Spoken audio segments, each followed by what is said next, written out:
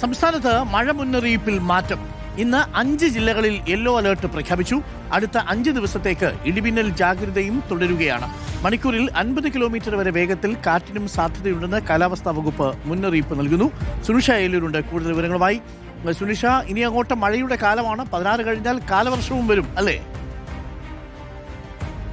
അരുൺ, സംസ്ഥാനത്ത് ഏതായാലും മഴ ശക്തമാകുമെന്ന മുന്നറിയിപ്പ് തന്നെയാണ് കാലാവസ്ഥാ കേന്ദ്രം നൽകുന്നത്. അതിന്റെ ഭാഗമായി ഇന്ന് 5 ജില്ലകളിലാണ് മുന്നറിയിപ്പ് നൽകുകയും ചെയ്തത്. അത് കാസർഗോഡ്, കണ്ണൂർ, ഇടുക്കി, പത്തനംതിട്ട, കോട്ടയം ജില്ലകൾക്കാണ് അലർട്ട് നൽകിയിട്ടുള്ളത്. നാളെ 6 ജില്ലകൾക്ക് മുന്നറിയിപ്പുണ്ട്. അത് എറണാകുളം, ഇടുക്കി, മലപ്പുറം, കോഴിക്കോട്, കണ്ണൂർ, കാസർഗോഡ് ജില്ലകൾക്കാണ്.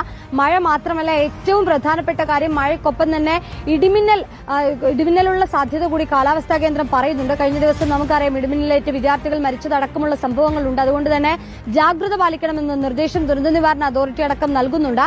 മഴയ്ക്കും ഇടിമിന്നലിനുമൊപ്പം 50 കിലോമീറ്റർ വേഗതയിൽ കാറ്റിനുള്ള സാധ്യത കൂടി പറയുകയും ചെയ്യുന്നുണ്ട്. അതുകൊണ്ട് തന്നെ തീരദേശ മലയോര മേഖലകളിലെല്ലാം അതീവ ജാഗ്രതാ നിർദ്ദേശം തന്നെ നൽകുകയും ചെയ്തിട്ടുണ്ട്. അടുത്ത 5 ദിവസം കൂടി ഇതേ രീതിയിൽ തന്നെ മഴ ശക്തമായി തുടരുമെന്നുള്ളതാണ് കാലാവസ്ഥാ കേന്ദ്രം പറയുന്നത്.